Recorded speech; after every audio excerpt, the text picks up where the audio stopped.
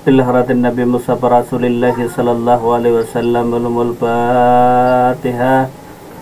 A'udzu billahi minasyaitonir rajim. Bismillahirrahmanirrahim. Alhamdulillahi rabbil alamin arrahmanir rahim maliki yaumiddin. Iyyaka na'budu wa iyyaka nasta'in. Ihdinas siratal mustaqim siratal ladzina an'amta 'alaihim ghairil maghdubi 'alaihim waladdallin. Ila haratin wali Allah al-Fatihah. A'udzu billahi minasyaitonir rajim. Bismillahirrahmanirrahim. Alhamdulillahi rabbil alamin arrahmanir rahim maliki yaumiddin. Iyyaka na'budu wa iyyaka nasta'in. Ihdinas siratal mustaqim siratal ladzina an'amta 'alaihim ghairil maghdubi 'alaihim waladdallin. Amin. Assalamualaikum warahmatullahi wabarakatuh. Waalaikumsalam. Bismillahirrahmanirrahim. Alhamdulillahirabbil alamin. Assalatu wassalamu ala asrofil anbiya wal mursalin Sayyidina wa nabiyana Muhammad wa ala alihi wa sahbihi ajma'in. Amin. Alhamdulillah, kita panjatkan puji syukur kita kepada Allah Subhanahu wa ta'ala atas segala limpahan rahmat dan hidayah daripada Allah Subhanahu wa ta'ala. Malam hari ini kita bisa berjumpa lagi, bertatap muka lagi di pengajian kita Majelis Ma'rifat Banjar. Dan tak lupa salawat dan salam semoga selalu tercurah karibaan Nabi kita Nabi Muhammad Rasulullah sallallahu alaihi wasallam serta sahabat, kerabat, keluarga beliau hingga yaumil akhir. Terima kasih kembali tak hentinya kita sampaikan kepada saudara-saudari sekalian, khususnya jemaah Ma'rifat Banjar dimanapun saudaraku berada, yang telah meluangkan waktu dan kesempatannya berhadir di majelis kita malam hari ini. Adapun hikmah malam hari ini diantaranya yang pertama, apa yang disembunyikan hati akan terlihat jejaknya di wajah. Kemudian bagian yang kedua hikmahnya adalah perbedaan orang yang menjadikan Allah sebagai bukti keberadaan alam dan orang yang menjadikan alam sebagai bukti keberadaan Allah Subhanahu wa ta'ala. Nah, jadi hikmah dalam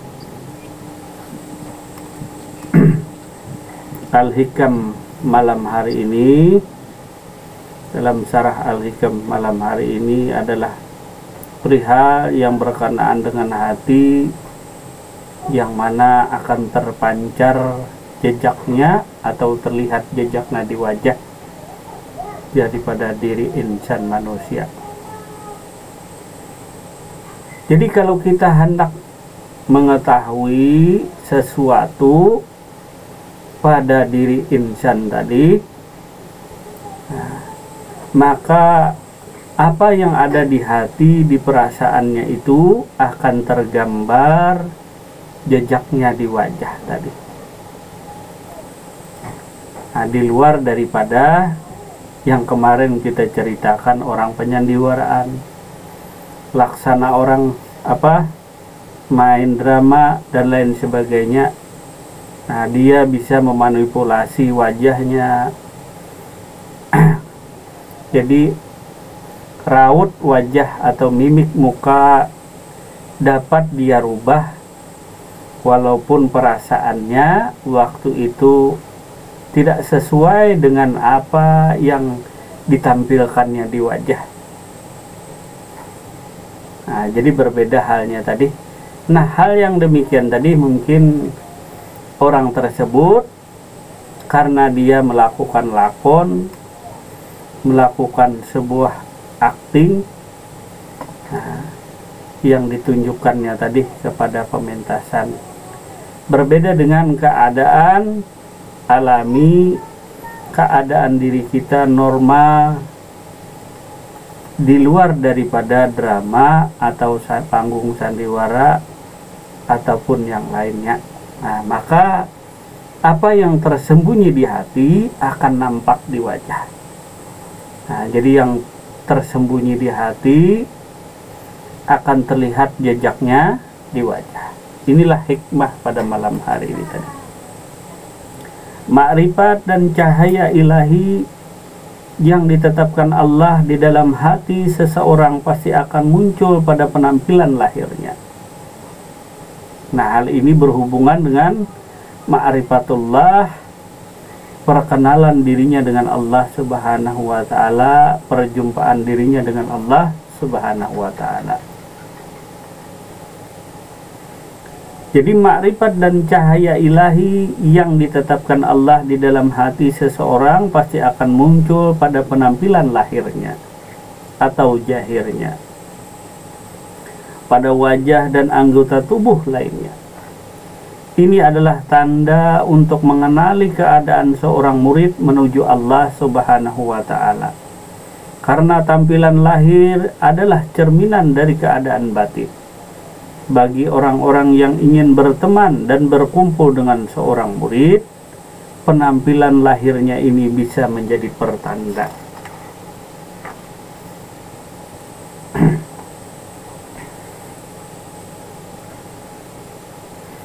Nah, jadi penampilan lahir itu terbit daripada penampilan batinnya tadi. Kalau batinnya hanya Allah saja yang dicintainya, dia tawadu kepada Tuhannya, maka penampilan lahir pun akan mengikuti. Tetapi kalau dunia semata-mata yang ada di hatinya, maka jejaknya pun akan terlihat pada dirinya. Seperti khutbun dunia yang terlalu cinta akan dunia tadi, tentu dia akan memakai perhiasan-perhiasan dunia. Nah, jadi ada guru kita dulu ceramah tadi. Jadi kepada murid-muridnya, beliau menyarankan untuk menghiasi diri. Jadi perhiasilah dirimu tadi. Jadi ada yang salah tanggapan tadi. Nah, padahal waktu itu tadi ibu-ibu, jamaahnya ibu-ibu. Nah, jadi beliau memesan atau menyampaikan pesan tadi pada jamaahnya, maka hendaklah engkau hiasi dirimu tadi. Jadi minggu depan hadirnya jamaah tadi ramai-ramai. Ada yang pakai kalung besar-besar, ada yang pakai ini pergelangan emas tadi. Wah, macam-macam lah perhiasan tadi, dari tangan ke leher semua dihiasi. Nah, dihiasi dengan gemerlap daripada dunia tadi, ya berupa materi, berupa benda, emas atau permata tadi, berhias diri tadi. Gurunya tadi memesan atau memberikan pesan kepada muridnya, senantiasa hiasilah dirimu. Nah, hiasi dirimu tadi, baik lahir maupun batin tadi dihiasi diri, supaya indah, supaya terlihat indah, baik lahir maupun batin. Ternyata jamaah ini tadi salah paham. Nah, jadi ada yang biasa kadang pakai kalung yang besar emas tadi, pakai perhiasan gelang. Jadi semuanya kayak toko emas berjalan. Jadi jamaah tadi pengajian tadi kayak toko emas berjalan. Biasanya tak demikian tadi. Nah, tapi karena dia salah memahami, menafsirkan makna daripada gurunya tadi, jadilah ramai kayak orang toko emas berjalan, kata kita tadi. Seperti penampilan lahir yang diutamakan adalah harta benda tadi. Baju yang biasa sederhana, baju yang bagus-bagus semua. Nah, ditampilkanlah baju yang sebagus-bagusnya, yang seindah-indahnya. Nah, maka gurunya tadi tersenyum. Beliau tadi tersenyum. Itulah sedikitnya pemahaman kita kadang-kadang tadi. Nah, kita susah untuk memahami sesuatu tadi, padahal maksud dan tujuannya bukanlah demikian. Hiasi diri tadi adalah hiasi dengan akhlak budi pekerti yang mulia. Hiasilah diri dengan akhlak dan budi pekerti yang mulia, yaitu di mana diri Muhammad yang berakhlak mulia. Itulah kepada diri. Jadi sebagus-bagusnya perhiasan di atas muka bumi atau pada diri ini adalah akhlak dan budi pekerti yang mulia. Tetapi yaitu pada masa itu tadi jamaah tadi menghiasi dirinya dengan emas. Nah, ibu-ibunya tadi pakai apa? Nah, orang Banjar tahu jebajab. Nah, gelang yang besar-besar tadi. Nah, orang Lu Sungai, nah emasnya besar-besar nampilkan. Nah, jadi penampilan lahiriah tadi. Jadi yang dimaksud demikian, hiasan diri itu adalah akhlak dan budi pekerti yang mulia. Itulah daripada hakikat hikmah daripada ilmu yang dicapai itu adalah akhlak dan budi pekerti yang mulia. Bukan semakin hari akhlak semakin buruk. Bukan yang ditampilkan adalah semata-mata dunia hiasan diri. Tetapi maka hendaklah hiasi dirimu dengan akhlak dan budi pekerti yang mulia tadi. Karena itu kada pakai modal. Kalau emas ya modal pakai uang. Kalau kada pakai uang mungkin kita tidak bisa membeli harga emas, kan sekarang mahal. Nah, mahal sekarang 1 gram emasnya berapa? Berapa kira-kira Pak Hairul emas sekarang? 900-an. Nah, 900.000 emas sekarang. Jadi kalau hendak berhias dengan emas tentu mahal. Maka untuk berhias tadi, menghiasi diri tadi, hiasi hati dengan diri lahir dari batin tadi adalah akhlak yang mulia. Tentu tidak pakai modal. Artinya walaupun engkau susah, walaupun hidup sederhana, maka perhiasan itulah lebih utama.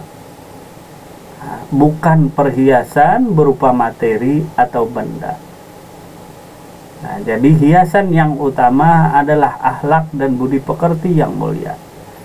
Di mana akhlak kepada manusia dan akhlak sikap perilaku kepada Tuhan yang sudah kita bahas pada pengajian malam yang telah lalu, yaitu sikap perilaku hamba saat berhubungan dengan Tuhan.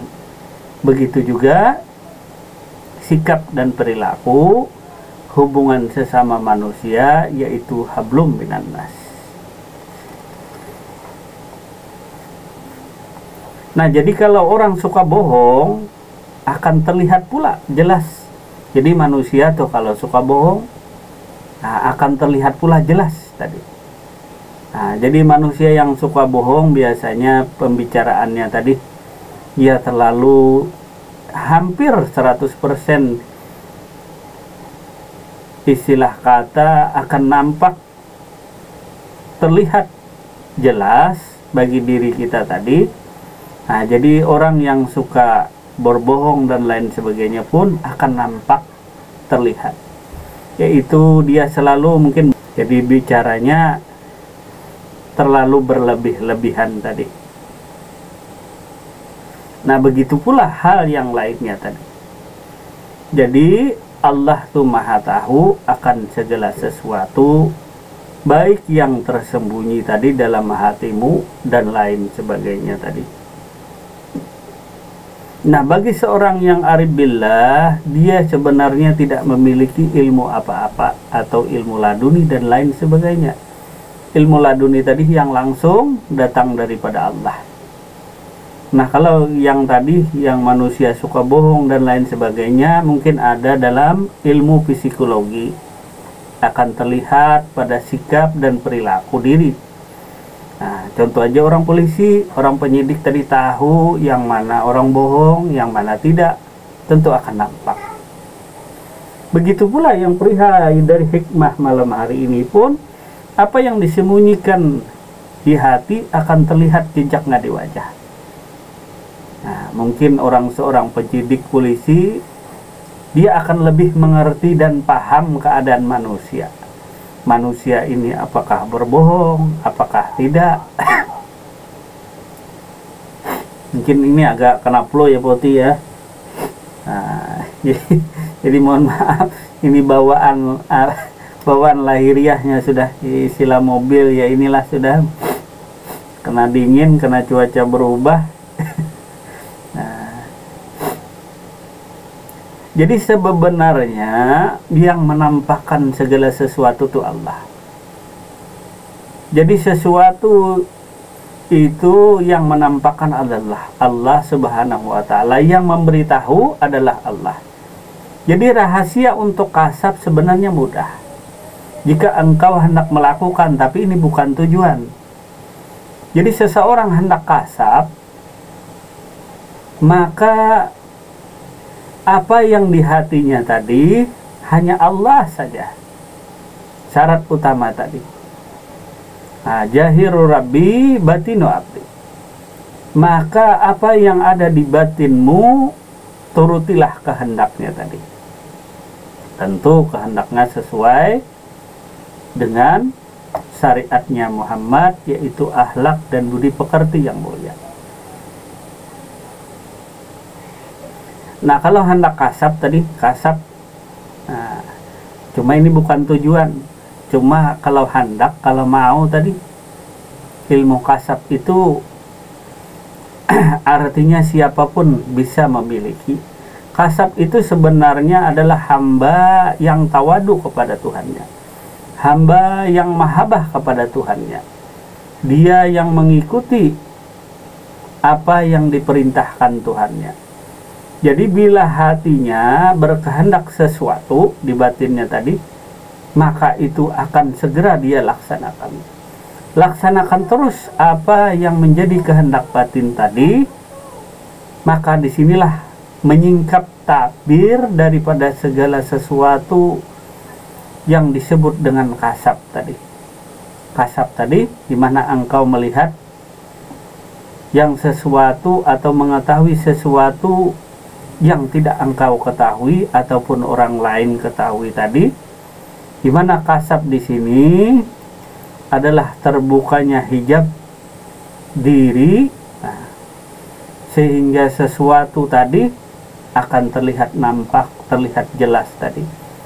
Karena hati atau batin tadi bersih daripada segala sesuatu selain daripada Allah.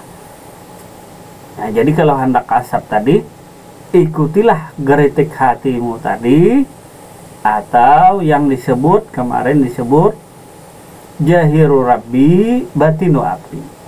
Jahir Tuhan tadi ada di batin hambanya. Ikuti terus, laksanakan terus. Maka hati tadi akan begitu terang benderang. Namun ketahuilah, setelah engkau kasab, jangan bertahan di sana. Karena itu bukan tujuan. Nah, jangan engkau bertahan di sana tadi, karena itu bukan tujuan. Jadi segala sesuatu, misalnya si A datang, si A tadi, misalnya Pak Arbani tadi di rumah, datang si A, dia akan tahu segala sesuatu. Siapa yang menceritakan, siapa yang memberi petahu, beri ilmu tadi, ilham tadi, ialah daripada Tuhannya. Diberitahukan oleh Tuhannya, si A begini, begini, begini, si B begini, begini, begini. Jadi yang tahu tuh sebenarnya adalah yang maha tahu, yang maha ilmu tadi, pemilik ilmu yaitu Allah. Maka engkau hendak kasab hatimu tadi, maka turutilah segala perintah atau kehendak Tuhanmu. Jangan dibantah tadi. Nah, kalau mau ke kebun, kebun saja. Mau ke ladang, ke ladang saja. Apapun itu tadi, laksanakanlah kehendak hatimu. Nah, sehingga segala hijab akan terbuka tadi. Nah, beda halnya dengan dukun tadi meminta kepada selain daripada Tuhan tadi, meramang-ramang. Nah, bagi orang makrifat tadi, anugerah Allah langsung kepada dirinya yang disebut dengan laduni. Dia akan tahu segala sesuatu atas petunjuk daripada Tuhannya. Nah, kalau di film biasanya Pak Belalang. Nah, itu Pak Badrul mungkin pernah nonton Pak Belalang, ahli nujum. Nah, ada tuh ahli nujum tadi. Nah, mungkin film tadi. Nah, karena berhubungannya perasaannya dengan Tuhannya, Allah akan menunjukkan segala sesuatu, Allah akan menampakkan segala sesuatu. Nah, jadi apa yang disembunyikan hati akan terlihat jejaknya di wajah. Jadi kalau di hatinya dunia, tentu yang nampak di wajah atau di tubuhnya adalah dunia. Ya, seperti perhiasan dunia dan lain sebagainya. Itulah yang nampak kepada diri. Tetapi kalau di hatinya Allah saja, nah, maka zahirnya pun akan nampak kepada akhlak dan budi pekerti lahiriahnya tadi. Karena batinnya hanya semata Allah, maka zahirnya pun akan terlihat nampak tadi. Nah, begitu juga dia berzikir kepada Allah tadi, dari ujung rambut sampai ujung kuku tadi. Jadi kalau dibiasakan berzikir kepada Allah, maksudnya ingat selalu kepada Allah. Bahkan engkau tidur pun bunyinya berzikir. Nah, engkau tidur pun nanti bunyinya berzikir tadi. Hal ini adalah kebiasaan tadi, kebiasaan batin.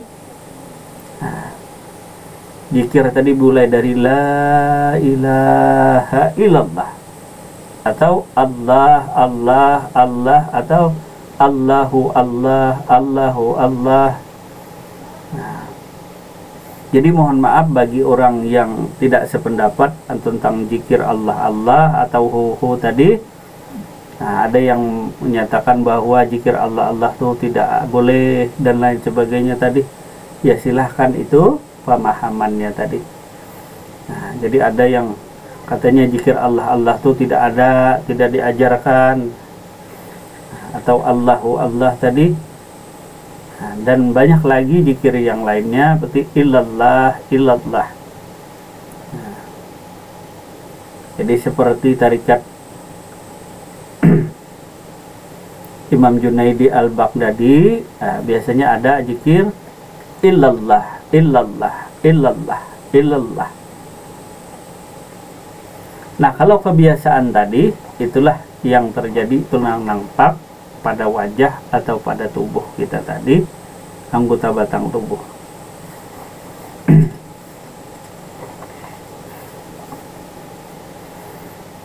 Kemudian yang kedua hikmahnya adalah berhubungan malam hari ini, perbedaan orang yang menjadikan Allah sebagai bukti keberadaan alam dan orang yang menjadikan alam sebagai bukti keberadaan Allah Subhanahu wa ta'ala.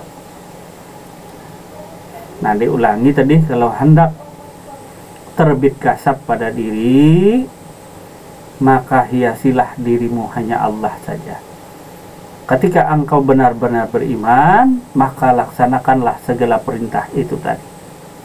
Artinya jangan menunda perintah Tuhanmu, laksanakan dengan segera.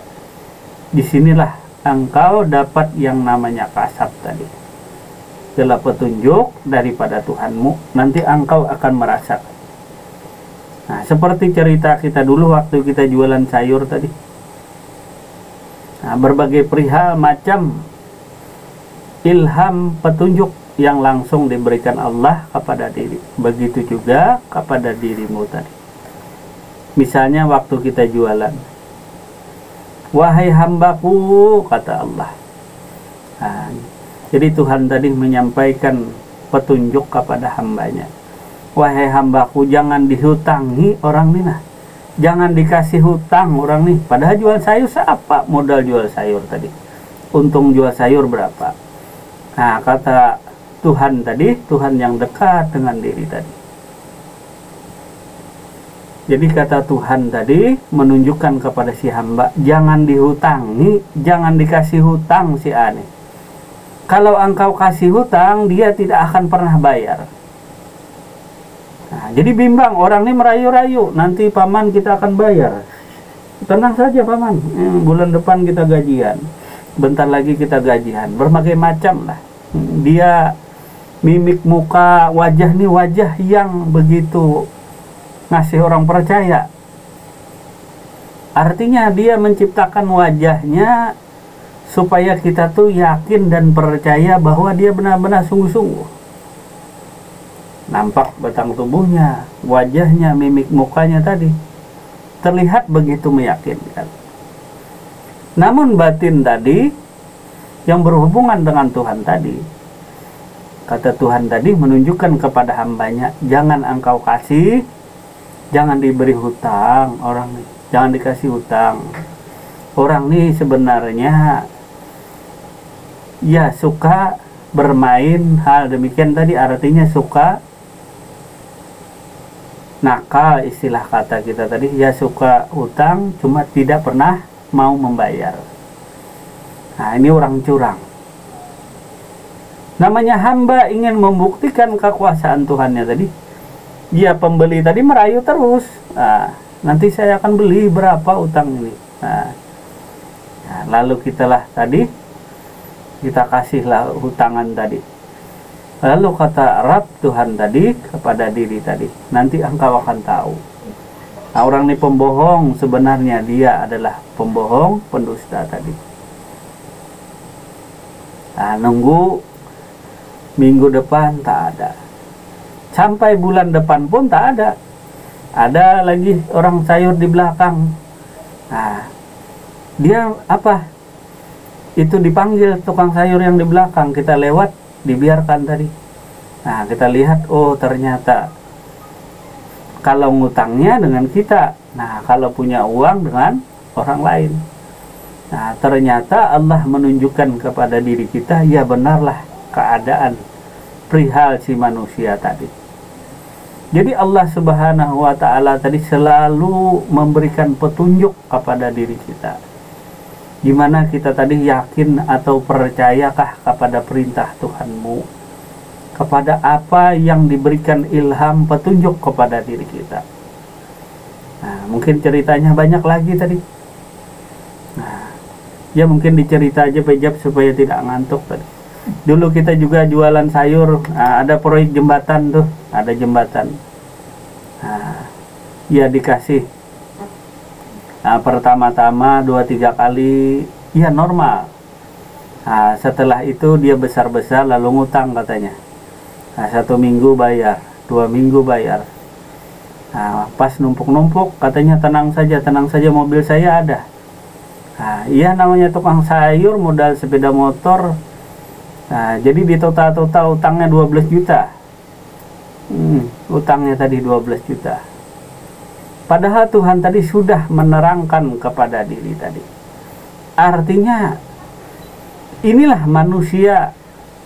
Nah, kata Tuhan tadi menunjukkan nanti engkau akan ditipunya. Ini orang pembohong kita tadi.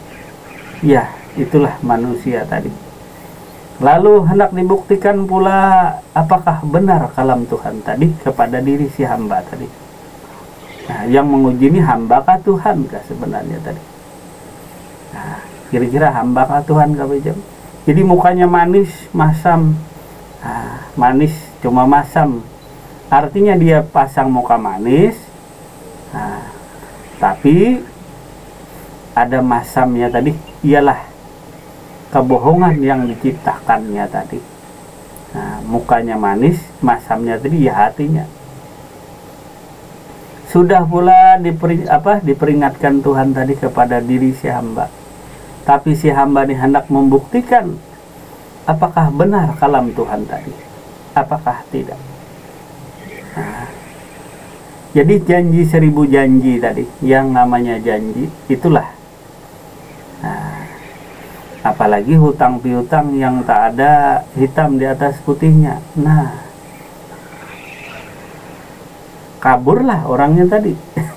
Nah, janji bayar, ya janji tadi. Itulah manusia tadi. Nah, jadi Tuhanmu tidak pernah mengingkari segala janji.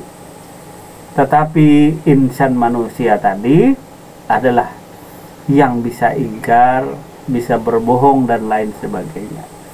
Begitu pula Tuhan tadi saking sayangnya kepada diri kita, menjaga diri kita baik lahir maupun batin. Tuhan selalu memberikan rahmat dan hidayahnya kepada kita. Tapi itulah diri kita menuruti kehendak yang lain daripada Tuhan tadi. Ya itulah kita hendak membuktikan namanya kalam Allah tadi, kalam kadim tadi, apakah benarkah, apakah tidak. Dan banyak lagi perihal yang terjadi tadi. Banyak perihal yang terjadi. Nah, berbedalah orang dukun tadi. Orang dukun cari kesana kemari dulu, lewat ini, lewat itu. Mungkin dilihat pakai ilmu ini, pakai ilmu itu. Baca ini, baca itu dulu. Nah, bagi engkau yang ma'rifatullah, sebenarnya engkau terhubung dengan Tuhanmu.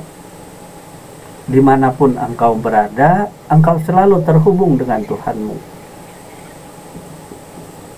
Masalahnya tadi, seberapa yakinkah engkau kepada Tuhanmu tadi? Seberapa yakinkah engkau kepada Tuhanmu, artinya imanmu tadi.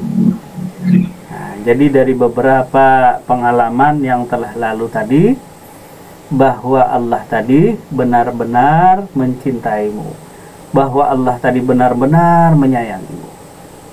Maka dari itu, jika engkau hendak tahu sesuatu, nah, kemarin kan dialog kepada Tuhan tadi, maka tanyakanlah kepada Tuhanmu. Maka dia akan nampak kalam Allah tadi di hati kecilmu. Dia tidak akan bohong, dia tidak akan berdusta. Nah, maka perasaan tadi, hati kecil tadi terhubung dengan Tuhanmu. Karena jahiru rabbi batinu abdi, semuanya akan nampak.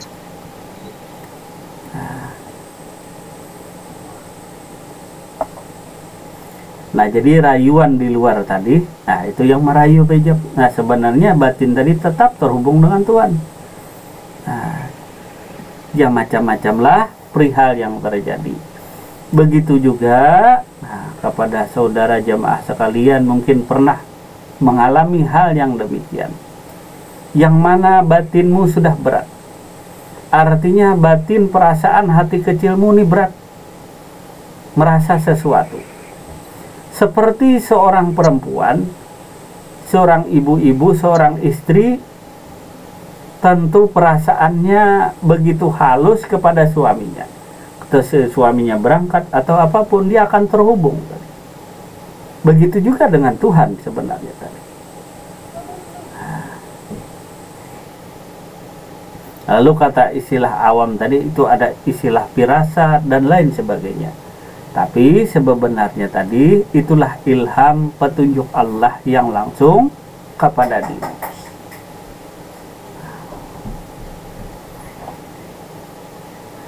Nah, jadi semua yang terbit di hadapanmu, Allah akan memberitahukan segala sesuatunya tadi. Bukan ilmu apa-apa. Artinya bukan segala ilmu yang dibaca atau amalan yang dibaca, tetapi ilmunya adalah engkau bertakwa kepada Tuhanmu. Jadi kalau hendak kasab, ya bertakwalah kepada Tuhanmu. Taatlah apa yang diperintahkan Tuhanmu. Dan jauhilah segala yang dilarang oleh Tuhanmu tadi. Nah, jangan dipakai sebagai ahli nujum tadi. Nah, tukang nujum nanti. Nah, motor orang hilang, sapi orang hilang. Nah, yang dinujum tadi adalah perintah Tuhanmu yang nampak kepada diri tadi. Jangan dipakai tadi, lalu digunakan untuk nujum. Nah, seperti sapi orang hilang, nanti HP orang hilang. Nah, sebenarnya yang dinujum, yang diperiksa tadi adalah diri kita. Nah, seberapa taatkah kita kepada perintah Tuhan tadi? Seberapa takwakah kita dengan Tuhan? Mungkin malam hari ini terdengar sederhana, tetapi perihal ini pasti terjadi. Dan perihal yang demikian pasti telah kita lewati. Nah, mungkin kita pernah terjadi seperti yang terjadi kepada diri kita tadi. Mungkin ibu-ibu dan bapak-bapak pernah mengalami hal yang demikian tadi. Jadi petunjuk di batin tadi selalu ada. Cuma si hamba ini tidak mengikuti perintah Tuhannya, tidak mengikuti apa yang dianjurkan oleh Tuhannya. Jadi Tuhan memerintahkan kepada diri si hamba untuk kebaikan hamba sendiri, bukan untuk Tuhan, tidak. Setiap sesuatu yang diperintahkan Tuhan tadi, jahirnya itu kepada si batin. Batin perasaan kita tadi, hati kecil kita, di sanalah terbitnya. Nah, jika kita bekerja tidak sesuai dengan perasaan kita, apakah nyaman kita berada di sebuah lokasi atau wilayah atau kantorkah kita bekerja, enakkah? Yang bertentangan dengan hati nurani, yang bertentangan dengan perasaanmu.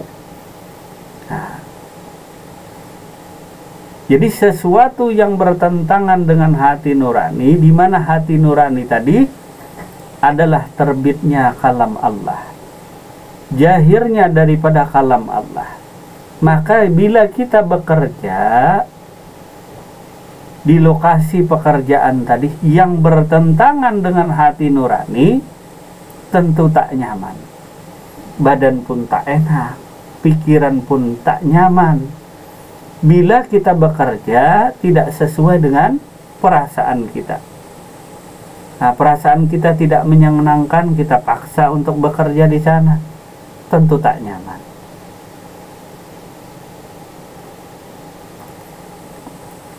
Nah, maka dari itu bekerjalah, berbuatlah sesuai dengan yang diilhamkan, yang diberi petunjuk kepada Tuhanmu, yang mana hatimu merasa tenang, merasa senang, merasa gembira melakukannya tadi. Yang senang, yang gembira, nah, dimana sesuai dengan syariatnya Muhammad Rasulullah Sallallahu Alaihi Wasallam, yaitu akhlak dan budi pekerti yang mulia. Nah, jadi kalau Pak Ijab bekerja tidak sesuai dengan perasaannya, gimana Pak Ijab? Kira-kira gimana hasilnya? Apakah bagus hasilnya? Kita bekerja, berbuat sesuatu tapi tidak berdasarkan perasaan kita tadi yang bertolak belakang dengan hati nurani. Nah, gimana kira-kira rasanya? Nah,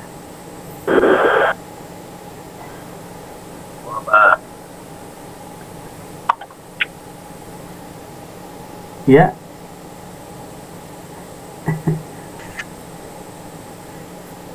Nah, mungkin mukanya akan cemberut, nah, kerjanya juga ya uring-uringan karena tidak sesuai dengan perasaannya tadi.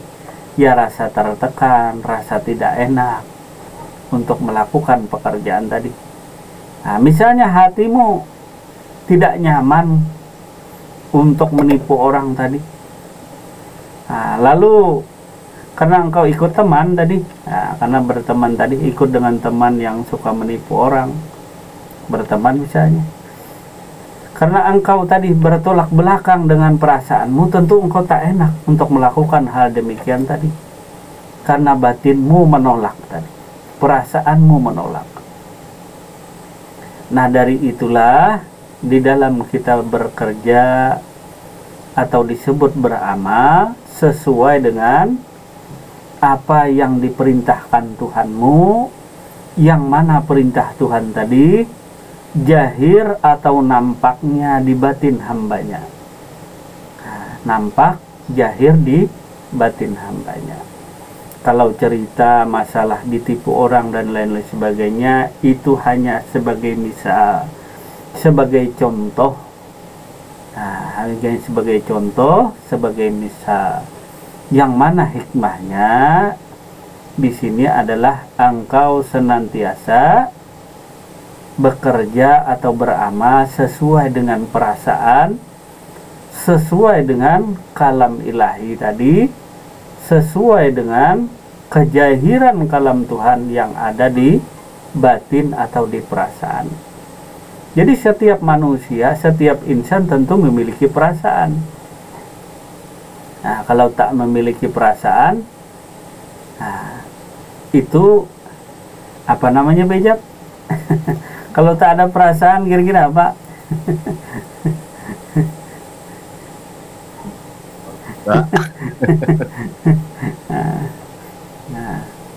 Nah, jadi perasaan inilah yang menghubungkan kita dengan Tuhan kita tadi.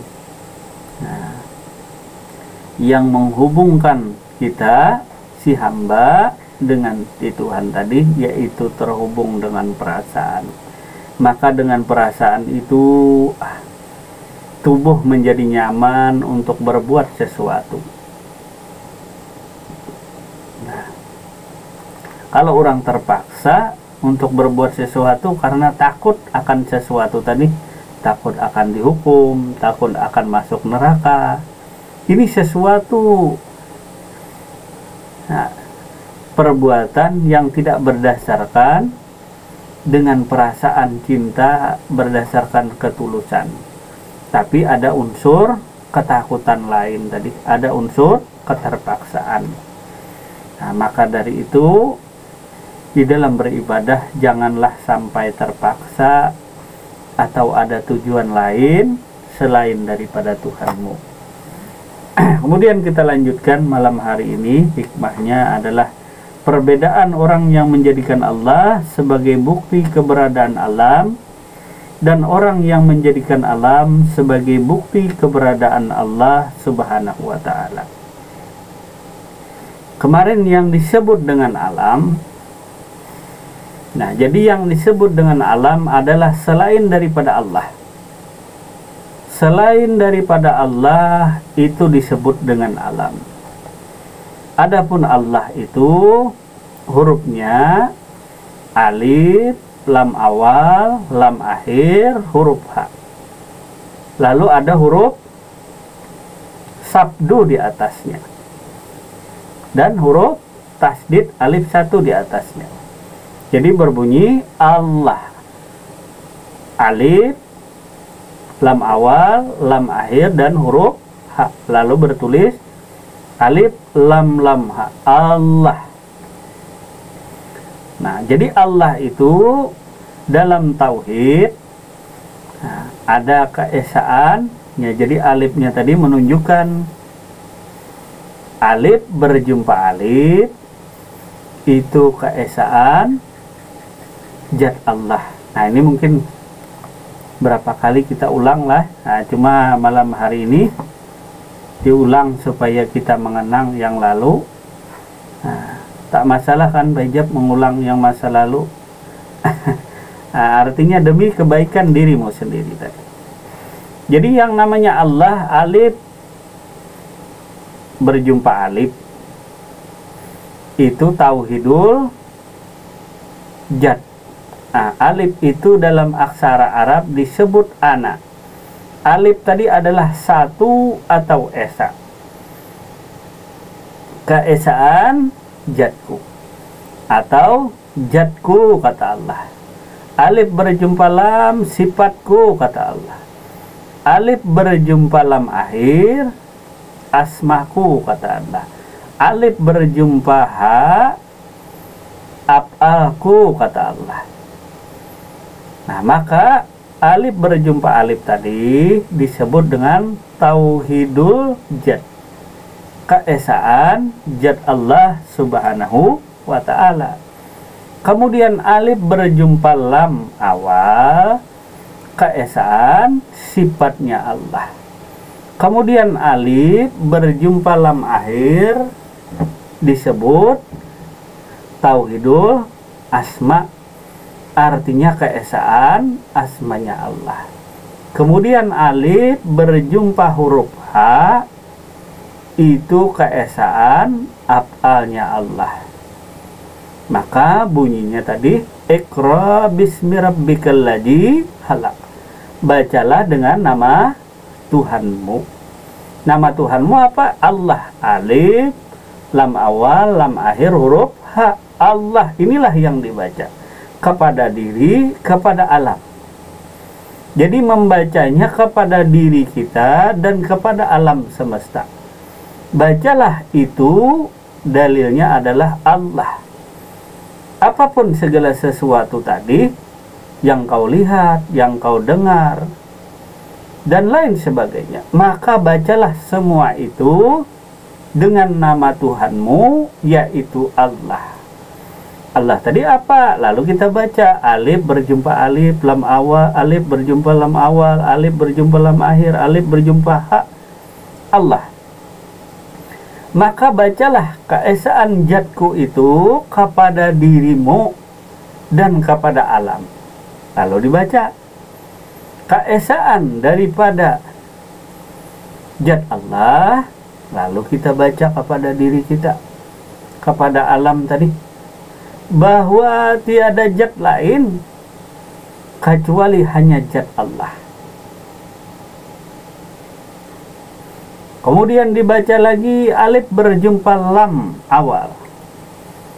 Itu keesaan daripada sifatnya Allah. Esanya sifatku, kata Allah. Alif berjumpa lam tadi. Jadi sifat Allah tadi, esa atau tauhidul sifat. Nah, kita baca kepada diri kita, kepada alam. Sifat Allah diantaranya adalah wujud. Yang ada tuh hanya Allah. Sedangkan Adam tadi tiada. Lalu kita baca kepada diri kita tadi. Lalu kita baca huruf daripada Allah, yang mana huruf lamnya tadi berjumpa dengan huruf alif yang di atas tadi. Nah, alif berjumpa lam. Lalu kita baca itu tauhidul sifat, keesaan sifat Allah. Nah, maka dari itu bacanya kemana? Setiap sesuatu kita baca tadi kepada diri dan alam. Lalu dibaca kepada diri tadi sifat Allah.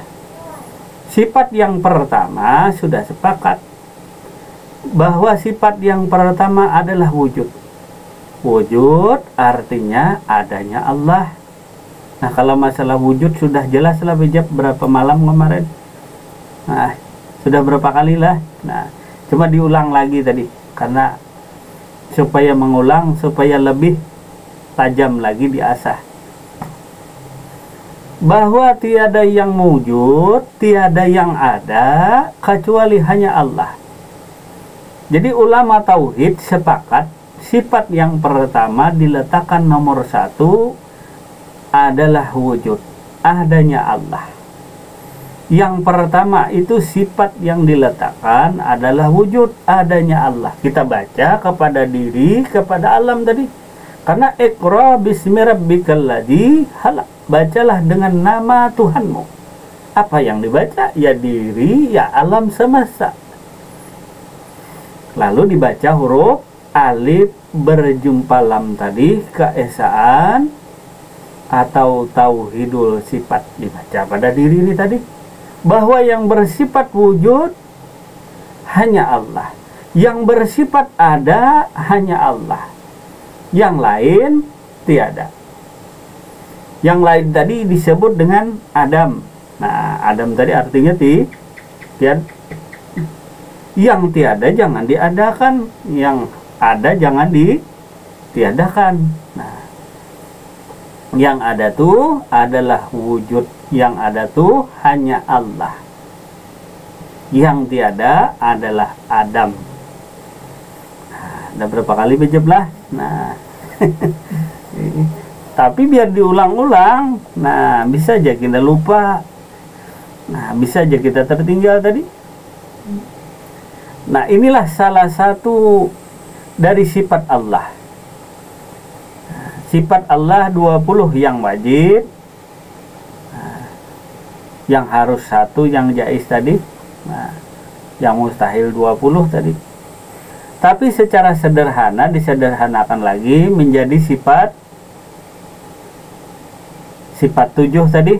Nah, seperti kudrat, iradat, ilmu, hayat, sama, basar, kalam.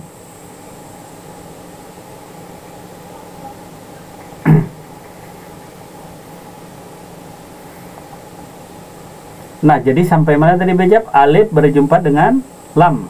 Jadi membacanya tadi membaca Allah. Nah, jangan baca Allah, Allah, Allah tadi. Ya semua orang pun bisa. Nah, maksudnya supaya engkau bisa berjumpa dengan Tuhanmu, lalu dibaca demikian. Maknanya tadi. Nah, maknanya, simbolnya. Nah, jadi jangan mudah tersinggung lah, nuntut kena masih sedikit tersinggung, jangan. Ya, kepikiran. Nah, ya Pak Gunawan. Nah, kita kadang sering bercanda dan lain sebagainya tadi. Nah, jadi perbedaan orang yang menjadikan Allah sebagai bukti keberadaan alam. Bukti keberadaan alam tadi bahwa yang mewujud itu hanyalah Allah. Nah, nanti hubungannya demikian tadi, hubungannya di bawah. Dan orang yang menjadikan alam sebagai bukti keberadaan Allah. Ini perbedaannya mungkin akan bisa disimak tadi. Jadi mungkin mohon maaf, contoh perihal yang demikian yang kita sebutkan tadi tidak ada di kitab Al-Hikam, tidak ada. Alif berjumpa alif tidak ada. Perincian alif, lam awal, lam akhir, huruf H tidak ada.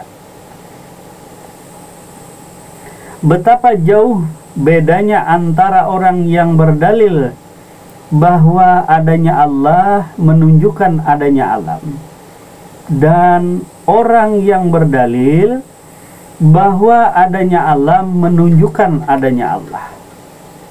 Orang yang menyatakan adanya Allah menunjukkan adanya alam adalah orang yang mengenal al-haq, yaitu Allah, dengan kepatutannya. Karena itulah ia menetapkan keberadaan alam ini dari keberadaan pangkal atau zat yang membuatnya ada. Sementara itu, yang berdalil adanya alam menunjukkan adanya Allah adalah orang yang belum sampai kepadanya. Sebab sejak kapan Allah itu gaib, sehingga dia harus dibuktikan dengan wujud alam, dan kapan Allah itu jauh sehingga semesta ini harus menjadi pengantar menujunya.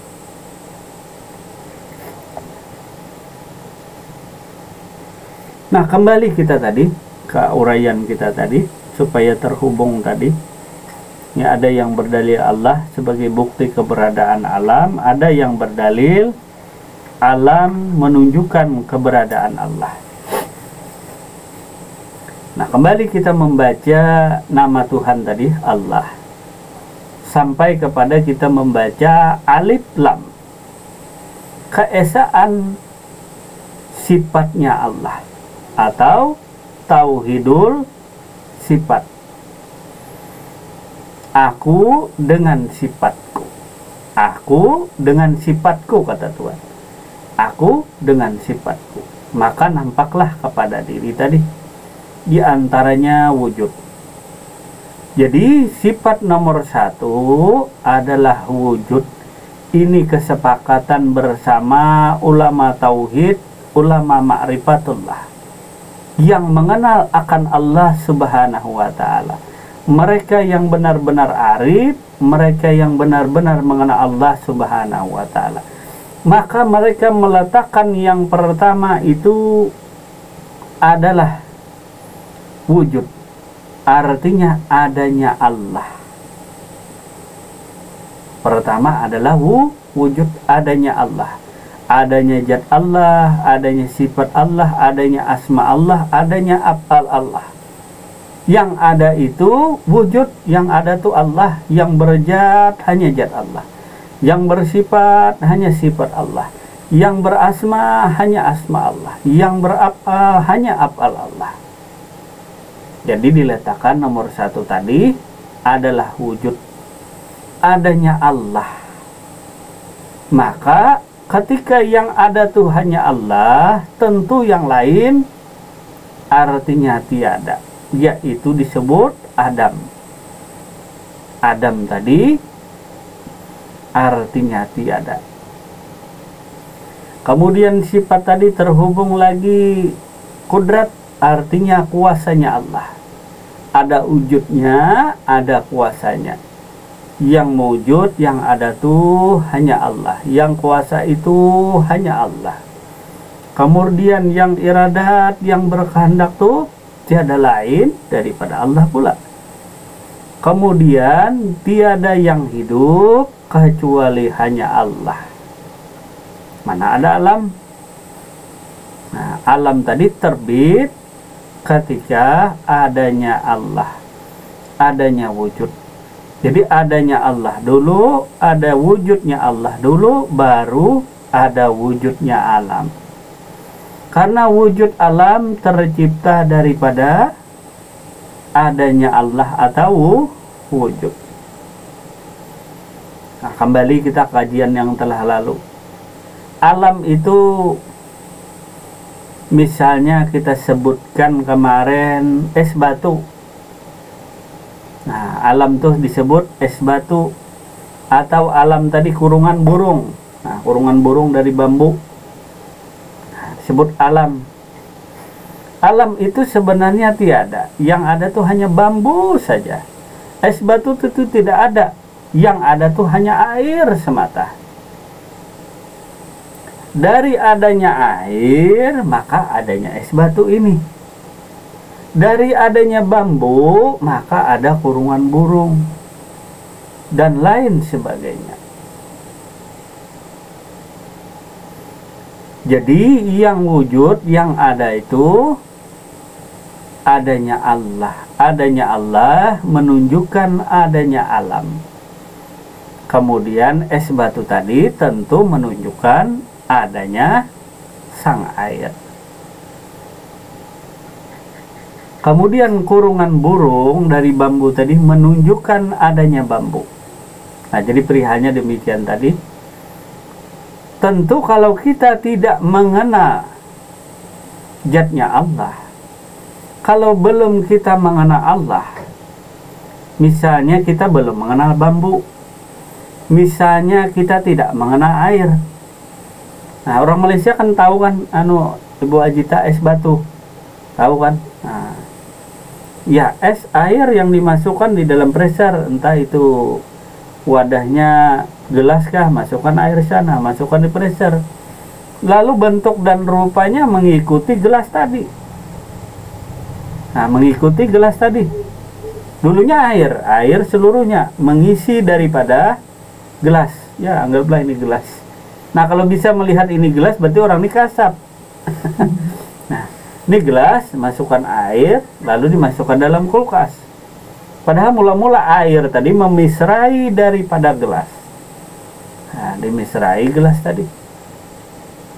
Jadi bentuk dan rupanya, air tadi tidak ada bentuk khusus. Artinya tidak ada persegi panjang, tidak ada bulat, tidak ada bundar, tidak ada segitiga. Tidak ada laki, tidak ada perempuan, tidak ada anak kecil, dewasa, orang tua, tak ada. Yang ada wujud air semata. Tak ada benda khususnya. Nah, jadi air ini zatnya meliputi daripada wadahnya. Nah, wadahnya tadi. Lahiriahnya tadi. Nah, masuk sana. Dimasukkanlah air tadi. Lalu berbentuklah es tadi, berupalah dia. Nah, sebenarnya rupa dan bentuknya, hakikatnya tadi sebenarnya adalah rupa dan bentuk air. Nah, kalau bentuk dan rupanya kan jelas berbeda antara es batu tadi dengan air. Yang namanya tuangannya gelas, ya bentuknya seperti gelas. Si air tadi. Nah, adanya Allah ini tadi, adanya sang zat menunjukkan adanya es batu. Tetapi kalau kita tidak kenal dari mana es batu ini berasal, misalnya anak kecil tak tahu dia dari mana ini asalnya. Ya es saja, dia tahu makan saja. Tiap hari makan es. cuma tak tahu asalnya dari mana. Sama saja cerita kemarin, ikan yang hidup di air cuma tidak tahu air yang mana. Makan di air, tidur di air, berjalan di air, beranak pinak di dalam air, tak tahu air. Maka dia mencari keterangan, jauh-jauh dia mencari keterangan air. Nah, jauh dia mencari keterangan. Nah, keterangannya dihubungkannya jauh daripada dirinya, padahal dirinya dekat dengan air tadi. Cuma dia mencari keterangan kepada alam di luar daripada dirinya. Artinya dia dalilnya tanya ke kodok, tanya ke kelelawar, tanya ke monyet, nah, tanya kepada rumput dan lain sebagainya. Ini cari dalil ke lain, cari keterangan di luar daripada wilayah dirinya. Nah, si ikan tadi mencari keterangan, dan dia mencari keterangan setelah dia kekeringan. Kemarau datang, sudah innalillahi wa inna ilaihi rajiun, mau cari Tuhan. Nah, sakit-sakitan kah? Nah, sampai meninggal dunia, sampai dalam kubur mencari. Nah, jadi yang medalil alam ini tadi, dia mencari di luar daripada wilayah dirinya. Nah, karena kata Rasulullah, kenal dirimu, niscaya mengenal Tuhanmu. Ada ini dia tidak. Dia mencari keterangan di luar diri. Cari aras kursi dan lain sebagainya. Matahari, bulan dan bintang di sana tadi menunjukkan adanya Tuhan. Ya, adanya awan. Langit tidak ada yang nongkatin, tetapi langit ada di sana. Siapa yang menciptakan pelangi? Siapa yang menciptakan matahari, bulan dan bintang? Menciptakan angkasa, planet, galaksi dan lain sebagainya. Laksana ikan tadi yang hidup di dalam air, dia mencari dalil dan keterangan tentang air. Nah, keluarlah dia daripada wilayah dirinya tadi. Nah, ikan tadi kan berenang dalam air, tetapi ketika musim kemarau, coba ikan dilihat. Kalau kita masih banyak ikan, nah, ikan nanti naik ke daratan musim kemarau, nah, naik dia karena air sudah mulai surut. Nah, jadi ikan tadi bertanya kepada rumput, hai rumput, manakah air? Nah, hai belalang, manakah air? Nah, tanya dengan kodok dan lain sebagainya. Dia mencari keterangan di luar wilayah dirinya. Nah, padahal keterangan yang masyhur itu sudah sering kita dengar tadi. Dari beberapa generasi sampai kita pun, perihal yang diajarkan demikian. Kenal dirimu, niscaya mengenal Tuhanmu. Karena Allah itu lebih hampir daripada urat lehermu. Karena Allah itu dekat. Kemana dalilnya kalau kita keterangannya dekat? Dalam surah Al-Baqarah, dalam surah Al-Qaf, dalam surah An-Nas, keterangannya itu dekat dengan diri kita. Lalu kita seperti ikan yang mencari di luar wilayah diri. Nah, mencari di luar wilayah diri. Nah, Bu Hajah Ermawati nanti mencari di luar wilayah diri. Nah, padahal sudah keterangannya Al-Quran menunjukkan Allah berkalam di sana, aku dekat. Lalu mencari dalil tadi kepada alam. Alam menunjukkan adanya Tuhan, adanya matahari, bulan dan bintang dan lain sebagainya. Nah, jadi mohon maaf nih, biasa bejat karena dingin. Nah, jadi yang berdalil alam menunjukkan adanya Allah. Nah, dia tanya tadi kepada segala alam, kepada segala sesuatu. Nah, lalu kata kodok tadi, bukankah engkau selama ini tinggal di air? Engkau makan di air, tidur di dalam air, makan di dalam air, beranak pinak di dalam air, tidur di air, makan di air, bekerja segala sesuatu di dalam air. Nah, kenapa engkau mencari ke sini? Nah, bukankah engkau hidup mati di dalam air? Nah, lalu tanya lagi dengan kodok dan lain sama jawabannya. Bukankah engkau selama ini hidup di dalam air? Nah, bingung lagi si ikan nih. Nah, sudah musim kering, sudah musim kemarau, sudah mau sakaratul maut, mau cari Tuhan. Sudah dalam kubur, mau cari Tuhan. Di dalam dunia yang terang benderang, engkau tak pernah menemukannya tadi, tak pernah berjumpa dengannya. Jadi ini hikmahnya adalah perbedaan orang yang menjadikan Allah sebagai bukti keberadaan alam dan orang yang menjadikan alam sebagai bukti keberadaan Allah Subhanahu wa ta'ala. Nah, jadi zat Allah tadi meliputi sekalian diri. Di dalam diri, di luar diri, laksana ikan tadi. Nah, di luar diri ikan tadi air. Di dalam diri ikan ada air. Rumah ikan daripada air juga. Nah, semuanya daripada air rumah ikan tadi. Ya, ikan hidup di dalam air. Nah, tapi ada manusia yang ingin berjalan di atas air, lalu dinilai hebat manusia tadi, atau sholat di atas air. Lebih hebat ikan daripada engkau yang bisa sholat di atas air walaupun tak tenggelam. Ikan makan dalam air, minum dalam air. Nah, dia tidur di dalam air, berbuat segala sesuatu di dalam air. Atau manusia yang ingin terlihat hebat tadi, sholat misalnya, ingin terbang seperti burung tadi. Nah, burung lebih hebat daripada kita. Nah, dia ke sana kemari bersama keluarganya, terbang tadi, sana kemari, makan minum di udara. Nah, engkau kalau hendak berjumpa istri paksa turun dulu. Nah, jadi segala kemuliaan itu bukan terletak kepada kehebatan yang ditampilkan oleh lahir, tidak. Tetapi kehebatan dan kemuliaan itu adalah hamba yang sebenarnya istiqomah bertakwa kepada Tuhannya. Apapun keadaannya tadi dia senang, dia sedih, dan lain sebagainya.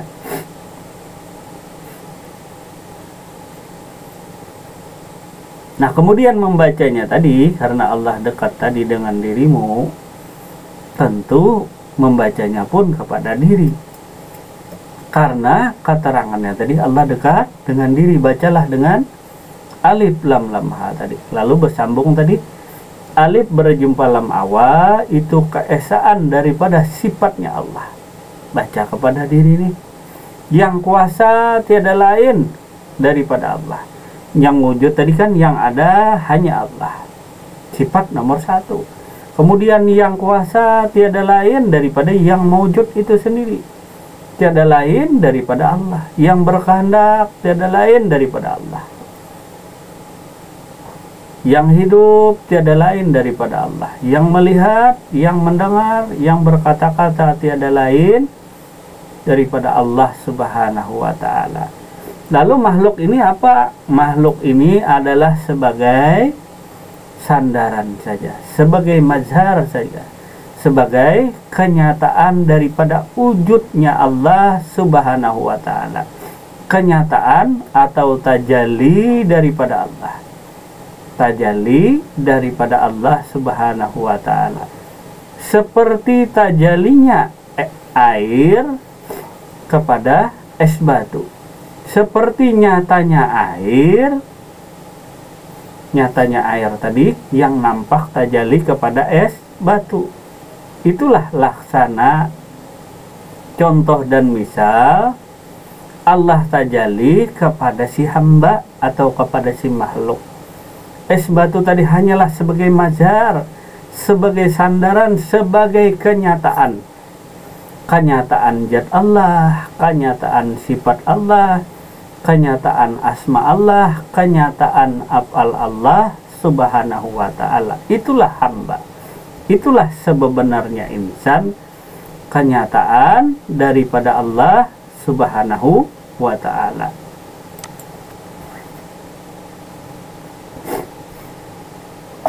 Nah, jadi dingin baju ini. AC-nya AC alami. Bawaannya dingin. Nah, jadi orang-orang yang dekat kepada Allah ada dua golongan, yaitu yang pertama disebut murad, yang dikehendaki Allah. Yang kedua disebut murid, yaitu menghendaki Allah, atau disebut salik, yang meniti jalan menuju Allah. Nah, jadi orang-orang yang dekat kepada Allah ada dua golongan. Yang pertama yang dikehendaki Allah disebut murad atau majub. Nah, yang sering disebut dengan majub, yang ditarik oleh Allah untuk didekatkan kepada dirinya. Kemudian yang kedua adalah murid, yang menghendaki Allah Subhanahu wa ta'ala, atau disebut dengan salik, diri yang meniti jalan menuju Allah Subhanahu wa ta'ala. Para murad atau majzub adalah ahli syuhud. Nah, jadi para murad atau majzub ini disebut dengan ahli syuhud. Nah, ini kurang enak ijab. Nah,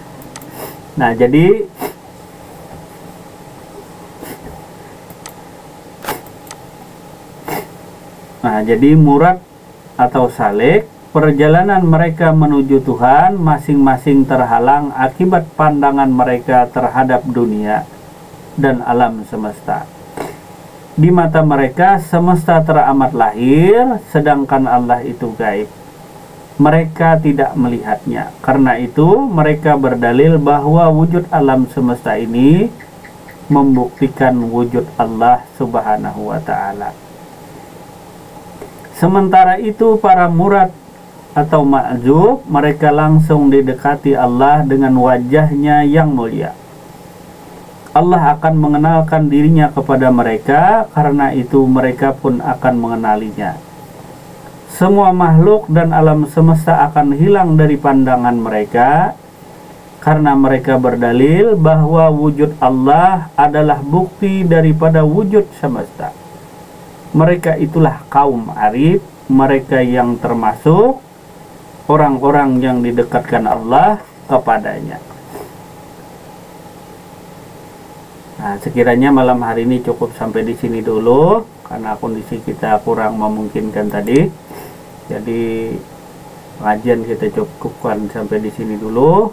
Terima kasih atas segala perhatian, dan mohon maaf bila terdapat kesalahan dan kehilafannya. Terima kasih atas segala perhatian. Wabillahi taufiq wal hidayah. Wassalamualaikum warahmatullahi wabarakatuh. Waalaikumsalam.